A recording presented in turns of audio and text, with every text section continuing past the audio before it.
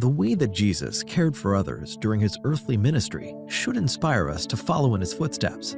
One day, the crowd noticed the movement of Jesus and his disciples and came to meet them, full of compassion. Jesus spent the entire day teaching, blessing, and healing. It was a spiritual feast. As the sun lowered in the sky, the disciples asked Jesus to send the crowd away to seek for food. The crowd would soon get hungry, and there was no bakery in the desert. But instead of attending to their quite reasonable request, Jesus invited the disciples to give them something to eat. This unexpected answer reveals not only Jesus' concern for both the spiritual and the temporal needs of people, but also tells about his desire to use us to provide for those he cares. And this is part of our mission. When we see human beings in distress, whether through affliction or through sin, we shall never say, "This does not concern me." The story of Emilienne from Madagascar reminds us that there are full of opportunities around us to put back a smile on people's faces.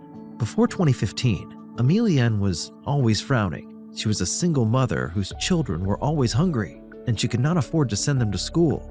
Then, she joined the ADRA Food Security Project in a town called Bikili. There, she received training, access to farm tools, and drought-resistant seeds. As a result, she started her farm. She planted sorghum, sweet potatoes, cassava, and pumpkin.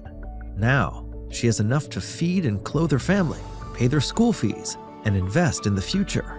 Above all, she has a huge smile on her face. The marvelous work ADRA is doing should motivate us also to do our part. Would you like to do mission in the footsteps of Jesus and draw smiles on people's faces?